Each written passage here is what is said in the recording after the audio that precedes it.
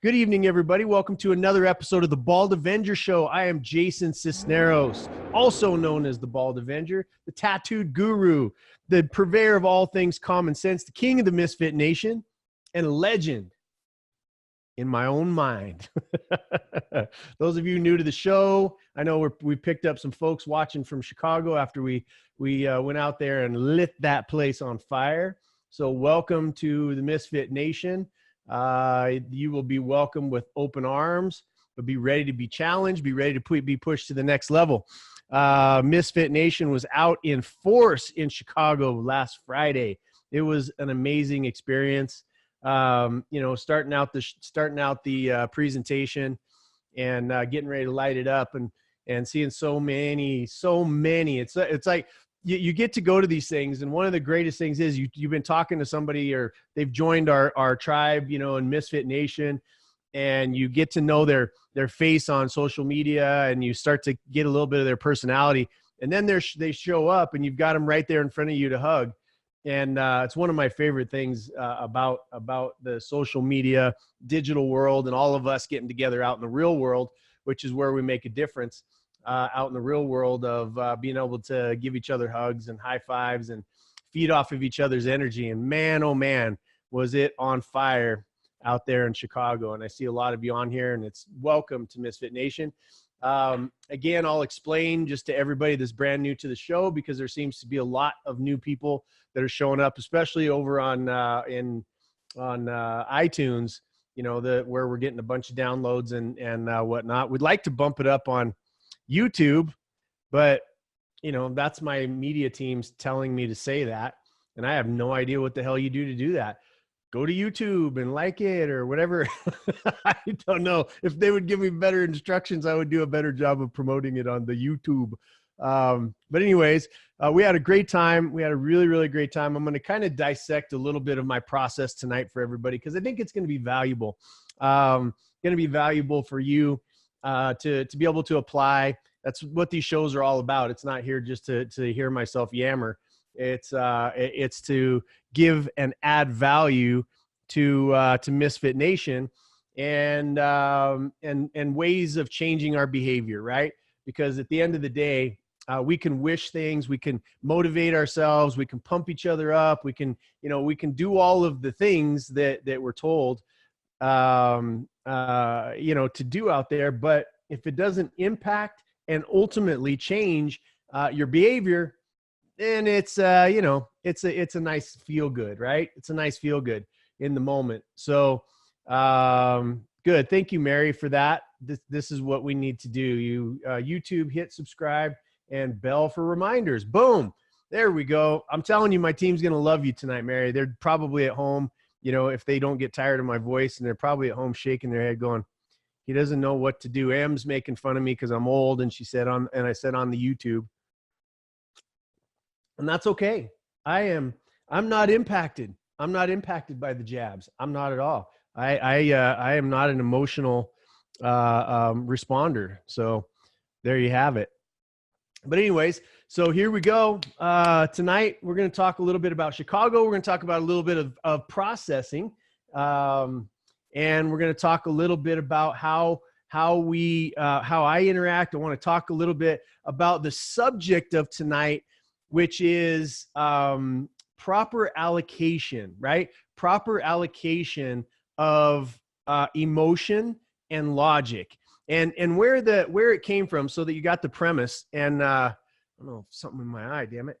But where it came from was when we were going up there and we at the beginning we were having a conversation about about who's in the room, and I had a table of troublemakers that were right in front of me, Anita Myers and all the ladies were right there causing a bunch of trouble, and it was just such a blast, right? And so we were talking about some things, asking some questions, and I said, anybody from Misfit Nation in the room? And it just went like it just went crazy, and I was like, I'm so proud of you all for building this, for holding the space called Misfit Nation. And those of you, again, that are new to what is Misfit Nation, it's a bunch of people who have completely screwed up in life, have maybe not felt like they belong other places, or have felt like they've been on the outskirts or pushed out because of a unique way that they are, a unique way that they think, some unique scenarios that they've gone through. No matter what happens in life, some of us look different. Some of us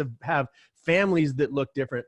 Some of us have skin colors, or we have medical things that make us feel different or push us away from other people. And I just feel like this is a home for all of us. Some of us have been operating in what's called normal out there, and we just have felt abnormal. And then you come to Misfit Nation and you see people around us, white, black, gay, straight, Asian, Hispanic, all different types of beliefs, all different levels of what the rest of the world calls mental health, right? And it's just such bullshit to me that there's some standard out there. Like there's some standard line of deviation between, up here, you're okay. Right on that line, you're and then below that line, you're crazy, or you're having mental issues, or whatever it is. I believe that each and every one of us contains a little bit of crazy.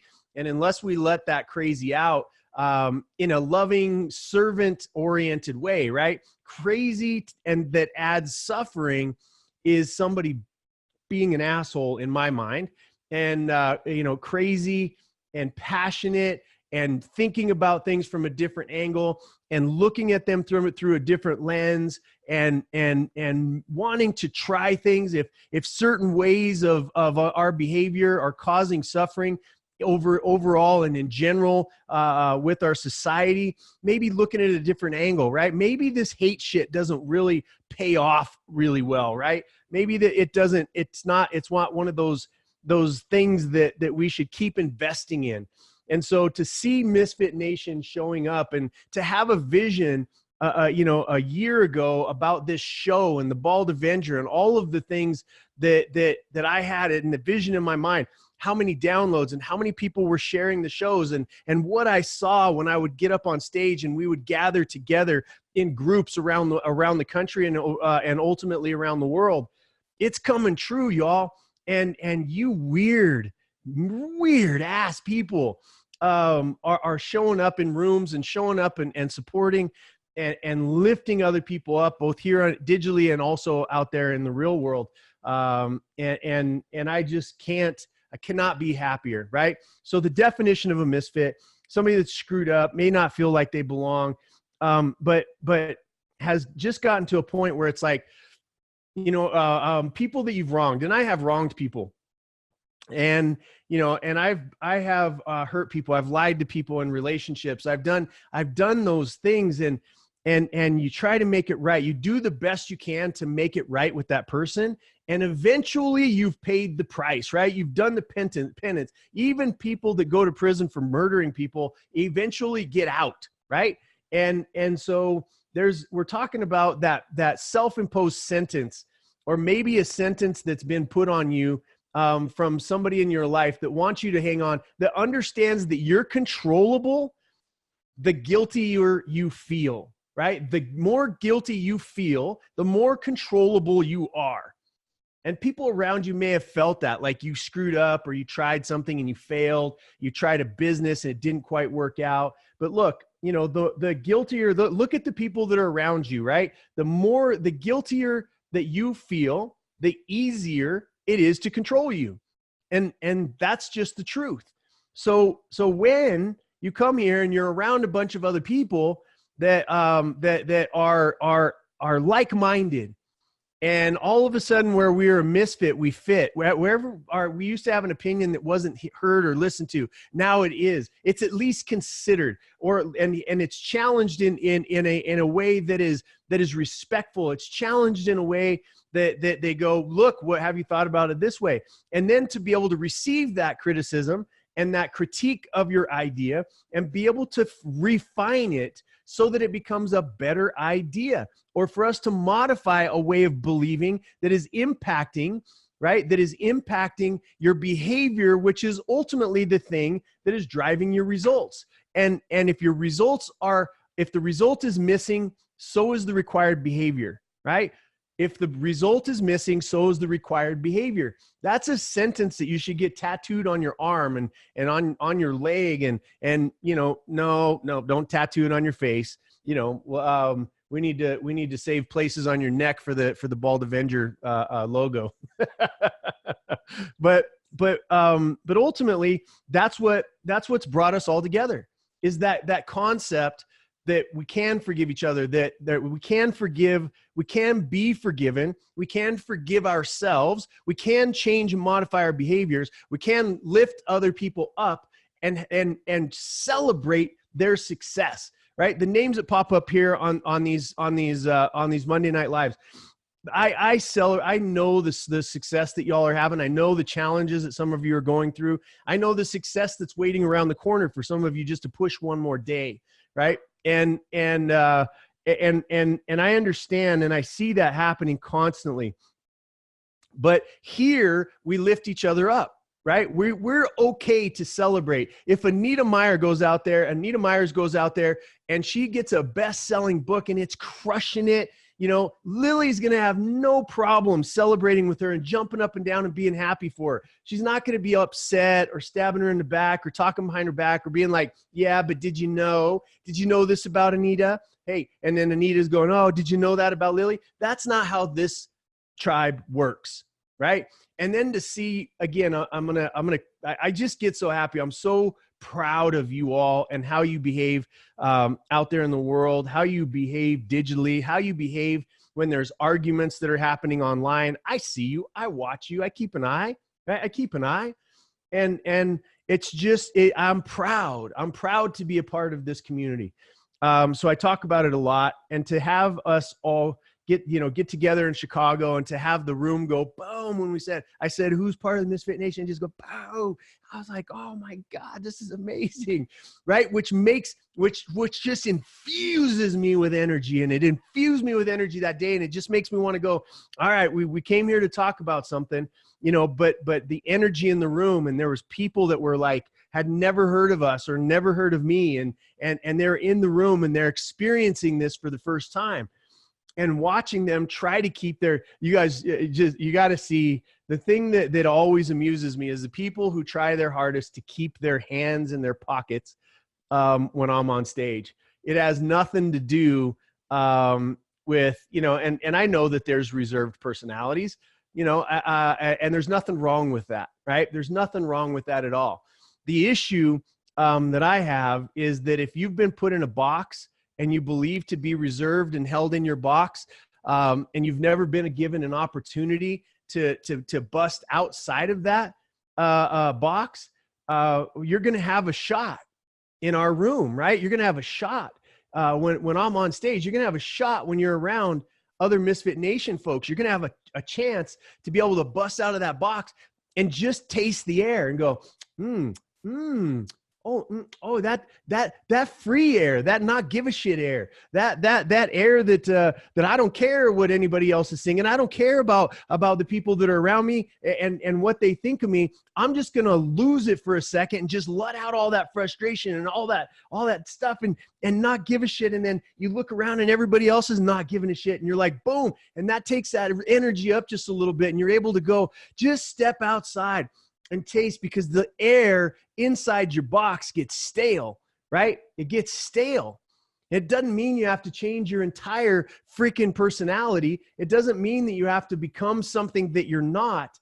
It just says, here's a space and here's a group of human beings that you're okay to be the biggest, loudest, most outstanding version of you that you can possibly be. And it's fucking K. Not only is it okay, it's required. Come on out of the box, right? And I see that. And it just, every single time I step on stage, y'all, right? This is part of the process. I'm recounting for you what I saw and my experience in the room. And my experience, because guess what? Every time I get up there, I get a little further out of my box too. Every time I come on and do one of these shows, I get a little bit further outside of my box, and it just tastes so good to not have to eat and feed on the bullshit of other people, to be able to feed and to taste and to snack on the deliciousness of the possibility for us, the deliciousness of the potential that we knew we had when we were a kid before it started getting stomped out of us, right? And so you look at that and you look at that opportunity and that air that you get to touch when you're surrounded by people who do not judge you, who are going through the same shit as you. The people that have themselves in that box, the tightest, are the ones that are hurting the worst. The ones that you think are going to be judging you, the ones that you think that are looking at you out the side of their eye going, man, he's jumping up and down just a little too much. What's he growling for, right? I've had some interesting feedback from people that were in the room, right? And from all the way from the most reserved person in the room to the most crazy, energetic person in the room. And I listened to that feedback because to me, feedback is life. So back to it, right? So the idea is we were talking about Chicago. We were talking about the idea that that we're on fire, right? That people around us don't want us to be who we are, that we don't fit in sometimes, that people use our guilt against us, right? And they use it to control us. That's where we were headed on this whole thing. And so the idea behind this is for us to go on and have the discussion,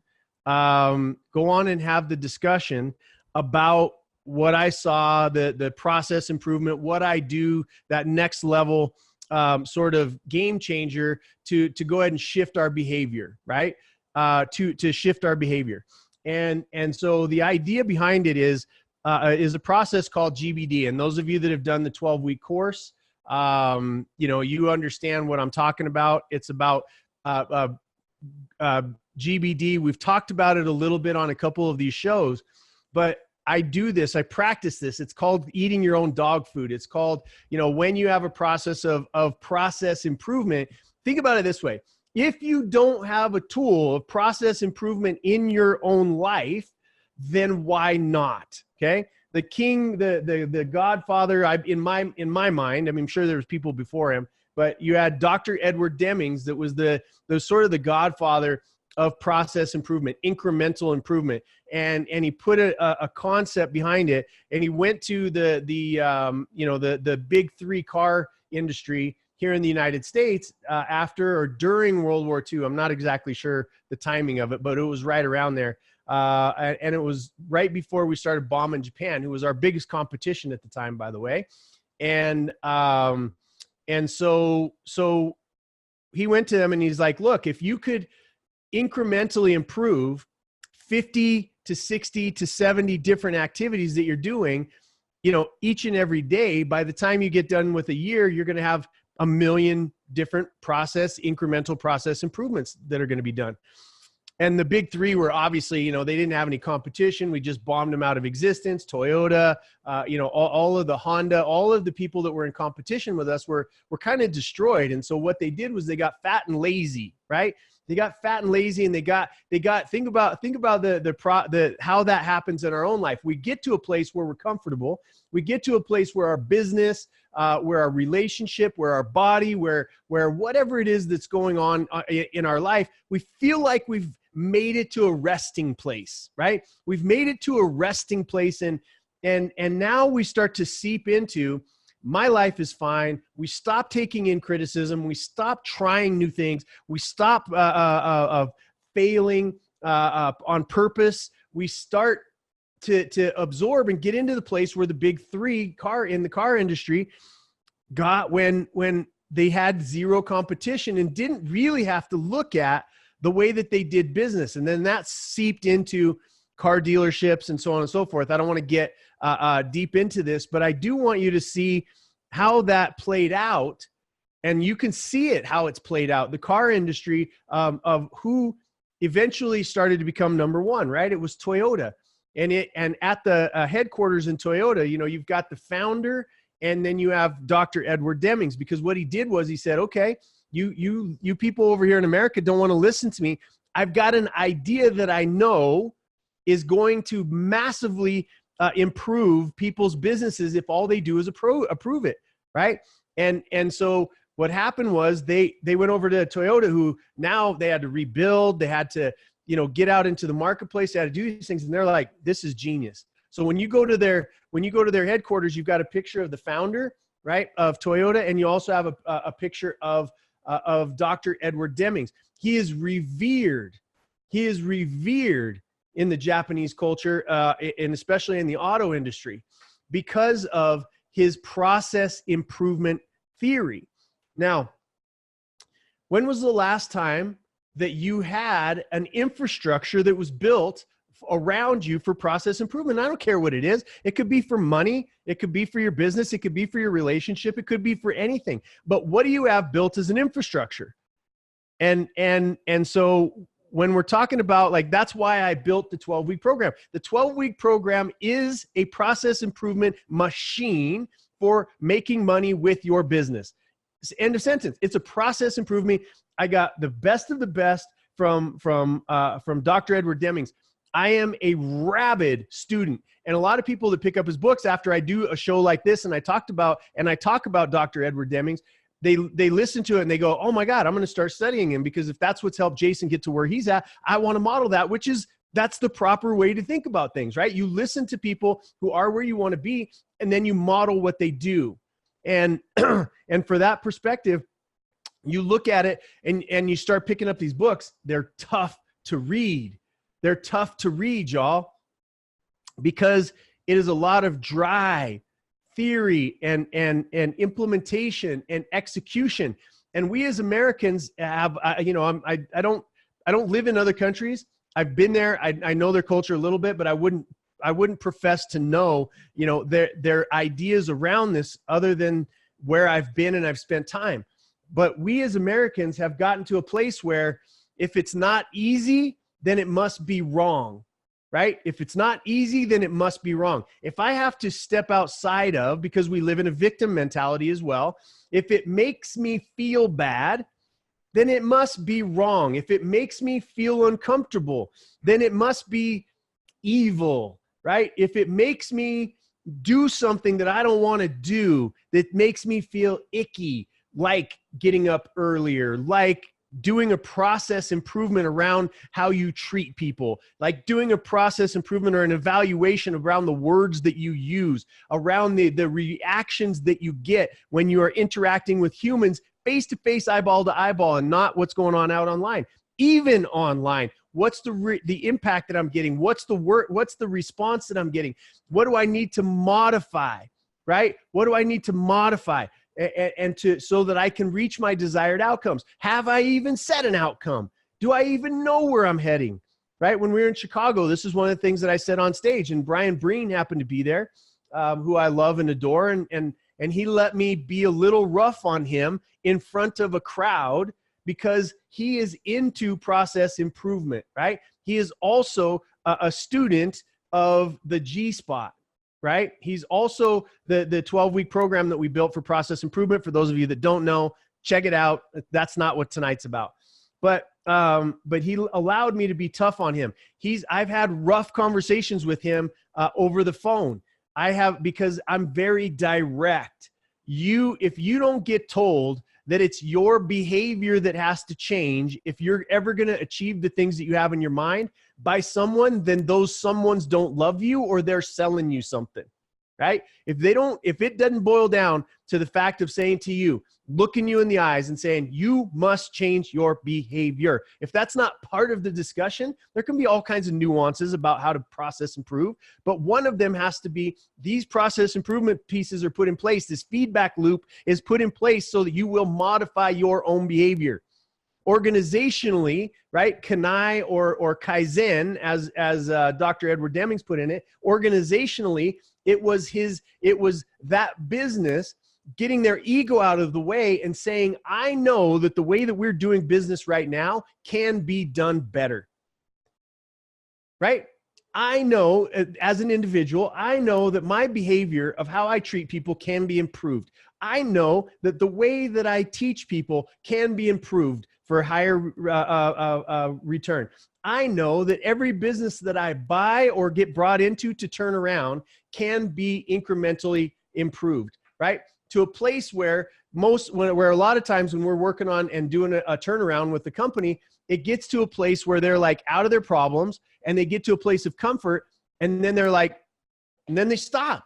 They look at it and go, oh, I'm out of my thing. Now I'm back to my comfort zone. And now it's time to stop executing. No, that's not what it is. The business program that I built, this G-Spot program, is the last and only business program you will ever need in your entire life. Okay. Then you can find ways to make more sales or get known online or to bring in more leads or to process improve, because you have an infrastructure built for yourself to be able to feed off of it, right? So I eat my own dog food. Eating my own dog food is my grandfather's challenge to me, that if I speak something, if I coach it, if I talk about it, if I say that I believe it, I must put the behavior behind it.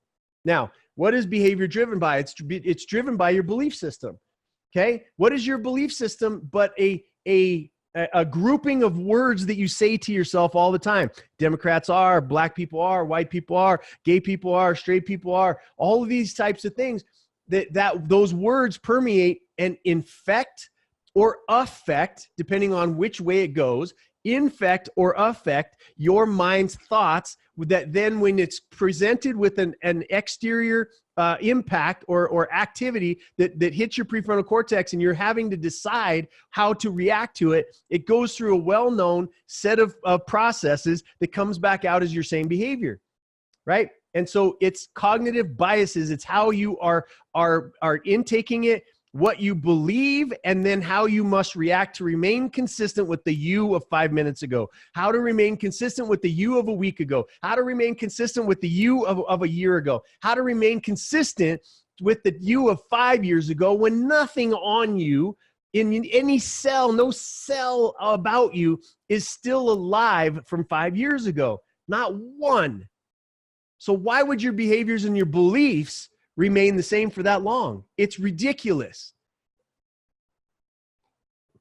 If you have something that's impacting you, if you've been making a certain amount of money for a while, and you're making, or you've been treated a certain way in relationships, or your body has been remained the same, it's because your cognitive bias, your belief systems are allowing you to be paid that amount of money, for your body to look that way, for your business to be performing the way that it is, because you have begun the process of blaming everybody else and not taking responsibility for your own activities and incrementally improving your behavior and changing it so that you get a better result, right? That's the end result.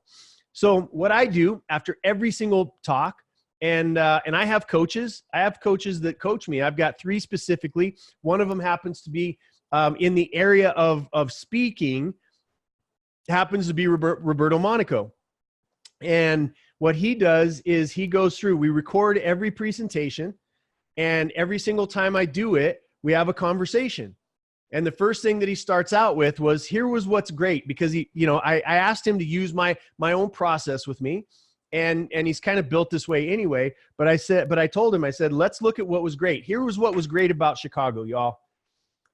You people were amazing. The energy in the room was amazing. The commitment to facing down truth and being able to hear it from me sometimes, who has a hard time softening the blow of truth, right? And I can come across and say things that are completely politically incorrect in this day and age, which we need those, y'all. That comes in the form of a couple of things so that y'all know who to support in this world. Comedians that make you think, piss you off, or make you laugh, right? Comedians are the bellwether. Whether you like a comedian or you hate that comedian, you must fight for the right for that comedian to be able to say whatever the hell it is that they want to say, because that's the canary in the mine. And we are shutting down free speech all over the place, right? When we have somebody from Syria that's in the middle of all the war-torn country that, by the way, that they've been fighting for hundreds of years, And the comedian comes out and says, we didn't want you here in the first place, right? We didn't want America over here in the first place. We just go home, save the lives of your young people. We haven't solved this in 100 years. How do you think you're going to step over here and solve it, right? And so that comedian, whether he's right or wrong, had the ability to be able to speak out in a war-torn country that has a fascist regime running it and shuts down free speech. And he is almost more free to speak in that country than a conservative comedian is here in this country. Think about that for a second, where they're getting shut down. Conservative can't go step on a college campus. Right? Or people want to wear a red hat, or people want to support Obama, or whatever it is. And we want to shut people down, beat them up, and put them out. It's terrible. It's a horrible thing. So anyway, so we did that in Chicago. We exercised our freedom of choice, right? Our freedom of language. We exercised hearing a new, and I know that it was uncomfortable for a lot of people that were in that room to hear some of the things that I was saying.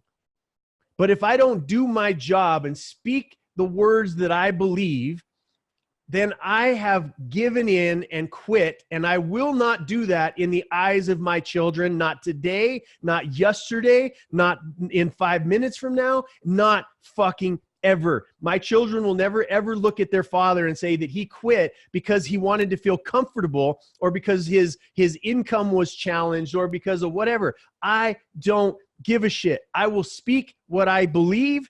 I will listen. The thing that's about me is I'm not going to just say what I believe and hold to it firmly when another better belief system comes along. If Sandy, who's the opposite of me, and we talk about Sandy a lot, right? But when she's the opposite of me in a lot of ways, but she has a heart for service, I know when she's speaking that I need to listen to her. Doesn't mean I need to agree with her. And when I speak, it doesn't mean that she needs to agree with me. We're friends specifically because we can each speak our mind and hug it out and love each other and take that to the next level. That's what Chicago was about. So when we talk about what was great about Chicago, these are the things that I was going over with Roberto and that I went over in my notes. Because the first thing that I do when I leave there is I sit down, is the first minute that I can get, and I shake every single person's hands. I look them in the eyes. I ask them questions. Like I ask questions because I'm present in the moment. When I'm at these things, when I'm having a conversation with you, I'm looking in your eyes. I'm feeling your energy. I'm listening to the story that you're telling me. I'm not just there to get a selfie and then move you on down the line. And that makes people feel uncomfortable. Some of the feedback that I got was, I'm going to say the sentence, but it was like, who does that? Who asked that question? I asked a very specific question about somebody because I was feeling something off of them. And they were like, and later on when I got the feedback, it was, who does that? Like, who asked that question when you don't even know me? Me, I do it. And the reason is because of what people left that room with, in my belief. All right. So what was great? And then the feedback that I got, right? The feedback that I got, that I was listening to about what people liked, about what challenged people, those types of things. And then where Roberto and I will go over the entire recording as soon as it gets done, him and I will sit down and we will break down every minute of that presentation. And what we'll do is we'll say, this was great. Let's keep that. The second question is magic. What could have been better? Not what was shitty. Not what did I mess up? Not what did I forget? What could be better, right? What could be better? And then move on to the magic. The magic piece of this is, what will I do differently, right? What will I do differently next time I step on stage and have the opportunity to move people? What will I do differently? And then we're very specific about it, and we break down the structure of it. Because one of the things that, if any of you have ever, there's a few of you that have heard me speak a few times, and you know that if I will never, ever get up on stage and do a script. I'll never do it. It's not in me. I admire the people that can go on a script and hold themselves to saying the same words over and over and over again for 10 years in a row. There's some presentations I walk into that I look on stage, and the person that's on the stage literally is telling the same jokes, right? They're crying on cue at the same stories that they're telling. Their entire presentation has not changed, one little bit. I'm not that person. I admire people that can do that, right? Because, you know, when you think about a good version of somebody doing that, Elton John, how many times has he sung Tiny Dancer, for crying out loud? And he does it with the same enthusiasm, the same words. It's not like he can shift up the words. It's not like he can shift up the notes. It's not like there may be somebody in the audience that has never heard Tiny Dancer before, and he wants it to be like it's the first time that it was ever played, right? So that's a good version of somebody that does something over and over and over again in the same way, right? So, and so there's also that different rooms need different things.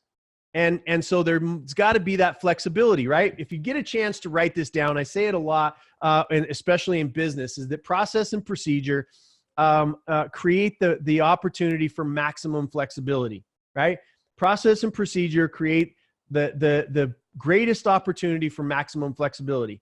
And we talk about Michael Jackson, how what he did was he obsessed over the dance moves so that he knew them better than anybody else. When he got the choreography, he would obsess over the moves, over the process and the procedure, which most people are doing their best to avoid, right?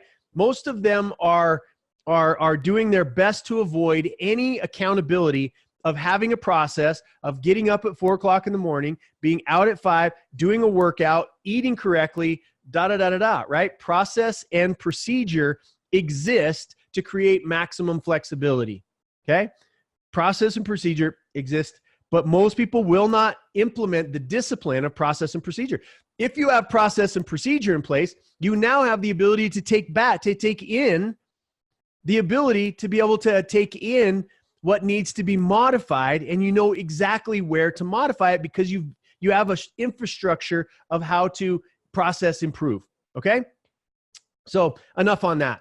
What was great about Chicago? What could have been better? What will I do differently? I am paying a coach to tell me, right? I'm paying a coach, Roberto Monaco, to tell me and to break down and to go over my recordings and for us to continually tweak this thing, because by the end of 2020, y'all, I want Misfit Nation to be on the map. I want Misfit Nation to be on the map. And I'm going to spend what I need to spend. I'm going to invest what I need to invest. I'm going to participate on the stages that I need to participate on. I'm going to travel to any country, to any stage, to do whatever it is to make sure that we spread what Misfit Nation is standing for. I'm on a mission to make sure that anybody that's growing their business or wants to make more money has my 12-week program in their hands, because it's the best tool, period, end of sentence, for you to be able to improve your financial life, end of sentence. It's the last business. It's the first, only, and last business program you're ever going to need. Anything else that you take after that can be put into a space to process, improve that area, right? And so that's what 2020 is all about.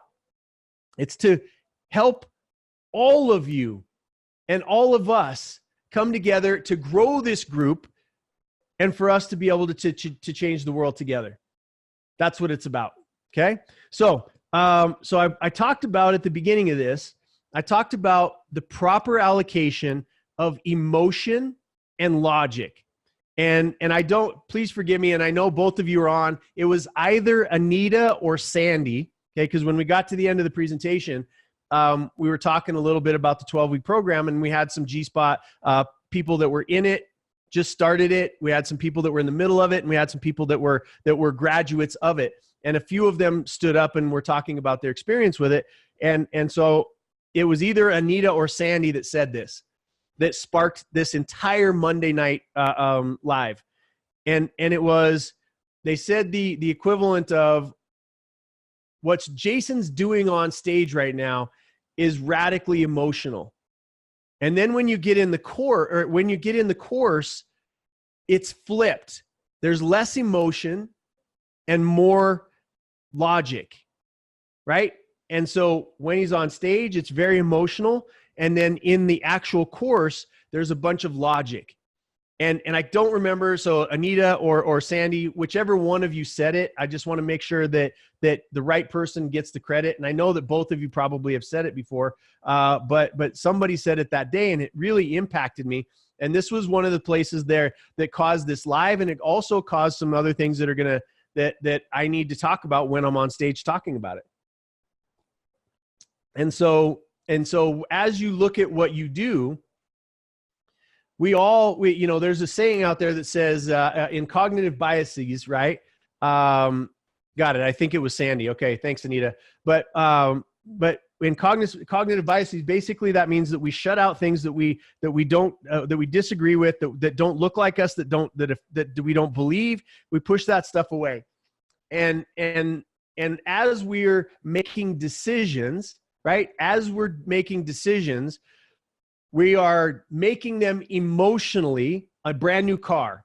Not very many people need a brand new car, right? But we get emotional about it. We start to say to ourselves, well, maybe the way I look when I drive up to a client's house, or, maybe I don't want one to break down because of my family, or whatever it is, whatever that process may be. We make decisions emotionally, and then we justify them later on logically. Okay. And part of it is that when we're looking at the decisions that we're making in our life, we have to get ourselves, and this is what sparked it when Sandy, now we know it was Sandy that said it, was when she said, what Jason's doing on stage is emotional, right? It's part emotional, part logic. And then when you get in the course, it flip-flops and you have more logic and less emotion. And it was a beautiful mixture of a perfect thought process.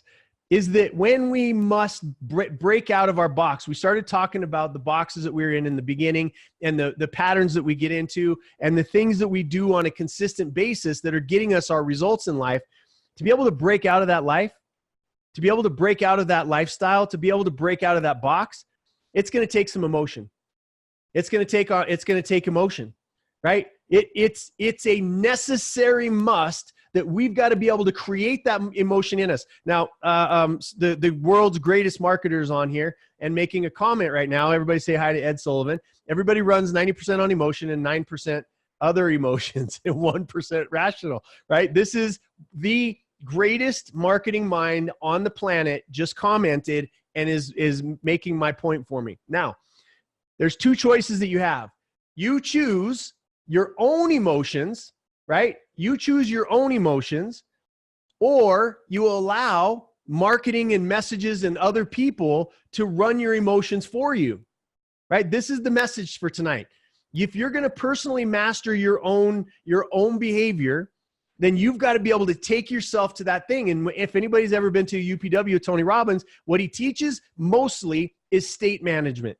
Right? Being able to manage your own state, to be able to take yourself from a resourceful state to a resourceful state, for you to be able to manage that, not for you to be inspired by the emotion of a Democrat and a Republican speech, to be able to you're inspiring your emotion to get angry at somebody that you have absolutely no impact over, right? And absolutely no input over, except for on voting day, or if you want to run and be a politician yourself. You're being manipulated. And so the idea here is for us to wake up in the Misfit Nation, and for you to understand, for us to understand, for me to understand that if I'm going to move myself to a place of logically process improving, because it takes logic to be able to improve your financial position, okay? Because it takes thinking. It takes strategery, right? It takes strategic application of intellect for you to be able to take what you're doing and process improve it so that you're better tomorrow than you were today. That's the logic piece of it. That's the non-fun piece of it. That's the piece of it that when your alarm rings at 4 o'clock in the morning, you go, screw it, or I'm up and I'm ready to roll, right?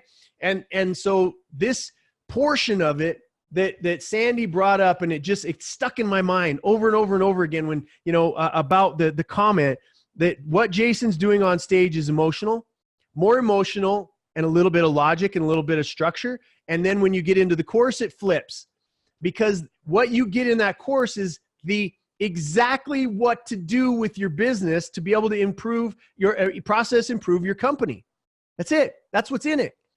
Now, my talks and why I do these Mondays and the lives that I do and all that kind of stuff is for us to continually remind ourselves that it's our emotional state that's going to put us in the place that will inspire us or give us the fuel to execute on the non-fun things, the process and the procedure that's put in place for us to be able to change and shift our behavior so that we will get a different result.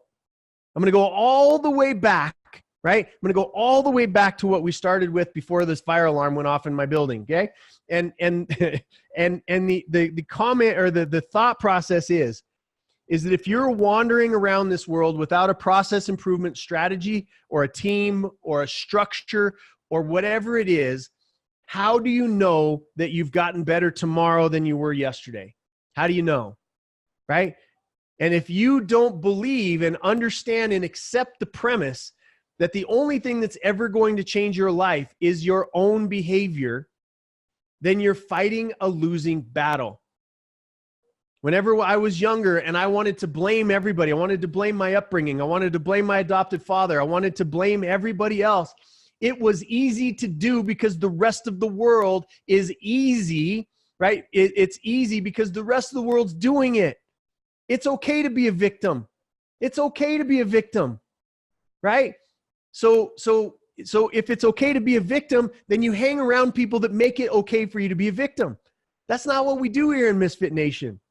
That's not what we do. What we do is we make it difficult to be a victim and easy to become a victor, to be the victor of your own life, to be the winner in your own life. And that doesn't mean you have to make a bunch of money, y'all. I want to make that crystal clear. It doesn't mean that you have to be in the biggest house. It doesn't mean that whatever it means for you, success for me is to be able to get better on a day-to-day basis. I think it's the human condition.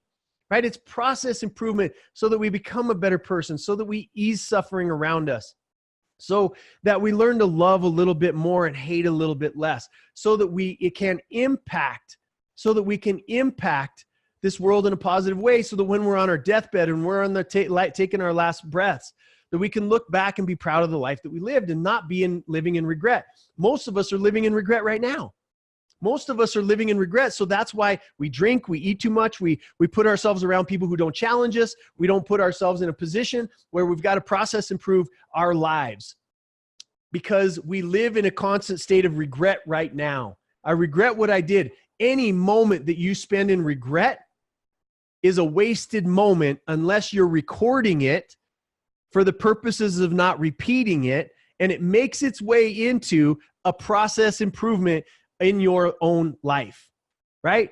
And so the idea behind it is that you want to live in progress because living in regret is an absolute waste of your time. Yeah, we all did things that we're not proud of, but those moments are gone. They're not here anymore.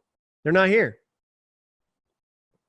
So that's so that was what and thank you, Sandy and Anita. Thanks for letting me know that it was Sandy. I just you know, you two gave a beautiful, just a beautiful testimonial about your experiences with the logic part of what we do. And you're both very emotional, right? You're both very emotional. And that's why I think we get along because we're hyper passionate human beings. And, you know, and again, I'm just going to continually, because as I told you, I don't consider very many people my mentors, and Ed is one of my mentors. And so he's saying, if you want to change, you need to make a conscious effort to adopt a different behavior, right? Going back to at the first, that will mean acting. Oh, that's a great point. That's a really great point. Is that, you know, when they say fake it till you make it, right? I've always hated that saying, except for the fact that you've got to fake it. It is an acting process. In order for you to change your behavior, your beliefs have to change, which means you got to change your behavior. And the structure in that is your physiology, how you hold yourself, right? Instead of being, oh, it's poor me and I'm a victim and I'm sad and I'm beat up and it's poor me, the whole world and everybody else is the problem in my life and I try so hard, but everybody hates me and da-da-da-da. Like that's a physiology. When you go, you know what? Bring it on, right? When you change that physiology, when your focus goes towards not what everybody's doing to me, but what I can do for myself, now your focus changes. Physiology, your focus, your language. What words are you utilizing, right? What words are you utilizing in your brain? Because that's where the thought process originates from. It's the language that you're using. If it's poor me and those people and just everything that I was just talking about, they have there is a result to the words that you use. There is an outcome associated to the words that you use consistently. And if you're constantly using poor me language, you will get poor me results. So physiology, focus, language, emotion. Emotion is a chosen, you can choose at any point in time to be happy. You can choose the meaning of things. If somebody slaps you on the face, you can choose to be pissed. You can choose to be sad. You can choose to be upset. You can choose to laugh. You can choose to think, oh, that was fun. You can choose to be turned on. I know people that get turned on by being slapped in the face. So don't tell me it's not a choice. Don't tell me it's not a choice. So it is, yes, to sound confident is to be confident, right, Diana? And so we're constantly stepping into that role. And I appreciate that. These small distinctions, right? It's those small distinctions that make the difference in life. And that is, you are going to have to act as if you're someone else for a period of time, because the you of yesterday and the you of right now is getting you the results that you're getting right now. Bank account, relationship, health, all happiness, all of those things. So when Sandy stood up and said that, what Jason's doing from stage right now is more emotional, and then we've got some teaching that's associated to it. She's right. She's 100% right. And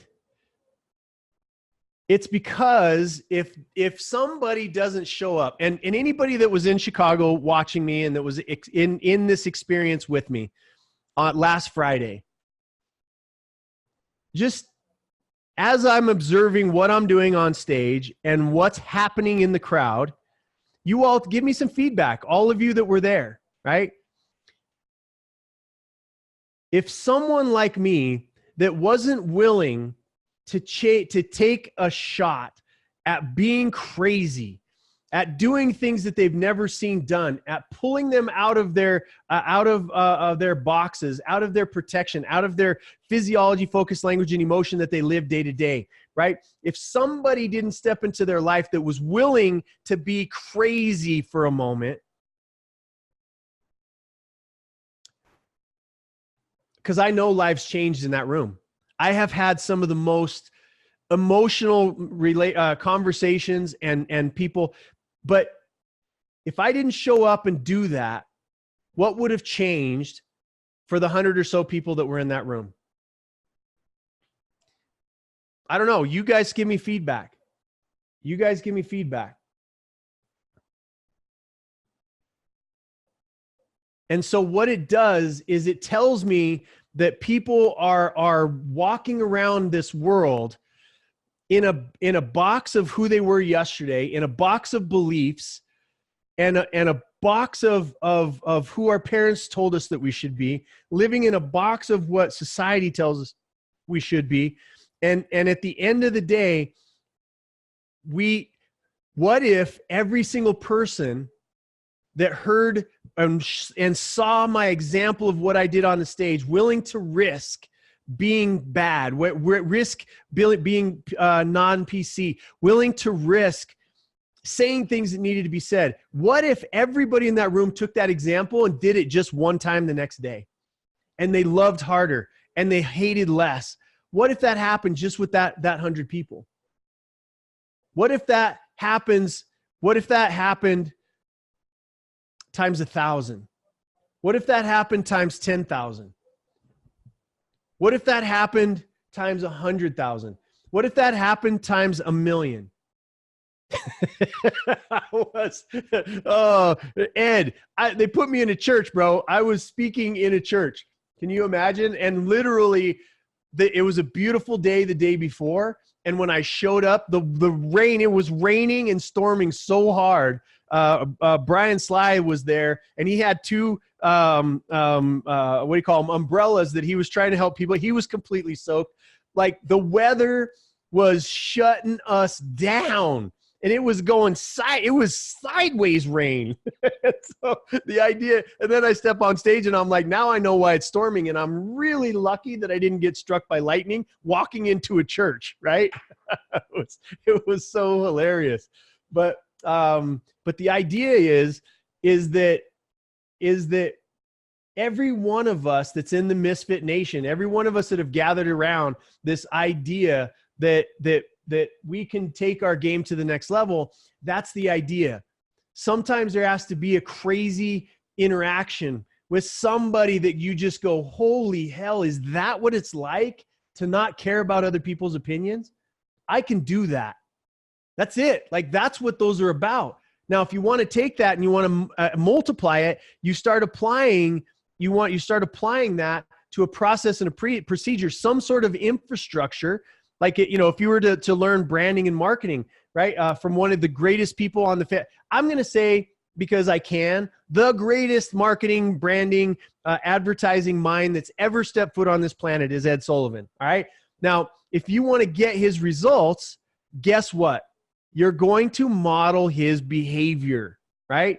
Love you too, Ed. I love you too, buddy. Thanks for stopping by and giving us some of your words of wisdom. Now, and now if you take the same thing, if you want to do something in business, you model, you have an infrastructure. If you want to do something with your health, if you want to have a six pack, right? If you want to be a power lifter, there's models of success that you want to implement and operate off of, right? So thank you, Sandy, for that gift, for something that I was able to process, and again, in the world that we're told, I just want to say this and then we're going to start wrapping it up, right? Is that in the world that we live in, Sandy and I are not supposed to be friends. We're just not supposed to be, right? She's on the left side of the equation. I'm more on the right side of the equation. She's from Chicago. I'm from Colorado, and not like liberal Colorado. I'm from old school Colorado. And so the world tells us that we're not supposed to be friends. And yet, because we are, she listens to me, I listen to her. I think I add value to her life. I know she added value, just with this distinction that I wanted to focus on when I was doing my breakdown of my talk in Chicago. I wanted to say what was great, what could be better, what will I do differently? I'm going to forever, from now on, I'm going to forever use Sandy's thought process to make sure that people understand that when you're making a decision, you have got to get yourself in an emotional state that is high enough, that is intense enough, that it will impact your behavior when you go to work. And when you go to work, that is the logical piece where you're staying up late, you're getting up early, you're putting in time, you're reading books, you're separating yourself from people that don't believe as you do anymore, that are holding you back. You have to be able to bust through that echelon of people when you break through to a new level of performance and financial wealth. There's a whole level above you, much less the people that are trying to hold you down and keep you back. There's a whole other level above you that doesn't want you there because they look at you coming in as taking some of their pie. That's going to take some emotion, y'all.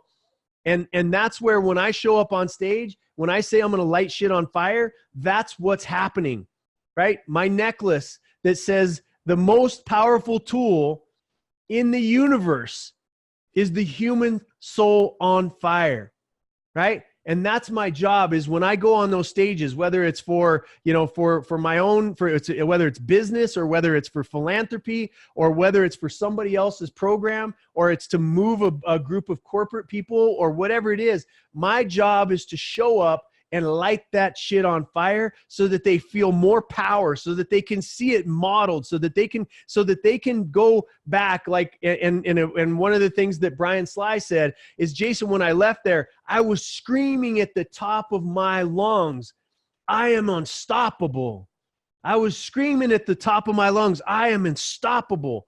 And so the things that Brian Sly had programmed in his brain, that being ultra nice all the time is going to be the way for him to succeed, and ignoring the results, that being kind and nice, as sweet as he is also the invitation to be used as somebody else's walking mat sometimes, right? For him to be able to say, I'm unstoppable, I'll keep the kind, and I will kick out the ability for people that are walking on me, that are using me for their own purposes. It strengthens our behavior. It strengthens our belief. It doesn't execute on the fact that we have to change our entire being or who we are or what our personality is. It doesn't mean any of that. It means it's going to strengthen the good things that you do. It means it's going to strengthen those things, and you're going to be able to get rid of the weaknesses, because both of those things, strengthening your strengths and building that muscle to be even stronger tomorrow, modifies your behavior. Getting rid of your weakness modifies your behavior. If you are not participating in a structure that modifies your behavior, you are wasting your time, and you're on a sugar high for you thinking that you're ever going to change. The amount of money that's in your paycheck, the amount of fat that's on your body, the quality of your relationship, the quality of your own mental health, as much as it's in your control to feel and experience joy of your own choosing, for you to experience a deeper relationship with someone else, and to have more relationship, and to combine and to combine forces with people who don't believe as you do, but have your exact same intent of easing suffering in this world. This is what we stand for. This is what Misfit Nation stands for. And I'm telling you, what happened in Chicago was beyond my expectations, because of the human beings that were in that room. And the human beings that were in that room were primarily, or maybe they weren't. Maybe there was less Misfit Nation than there were people who didn't know about us. But I can tell you that the energy was managed and controlled and lifted up and inspired by Misfit Nation people. Because one human spirit on fire can light a fucking stadium up. 2 can light an entire city up. 3 can light an entire state up. 4 can change a fucking country. So I'm not looking for everybody.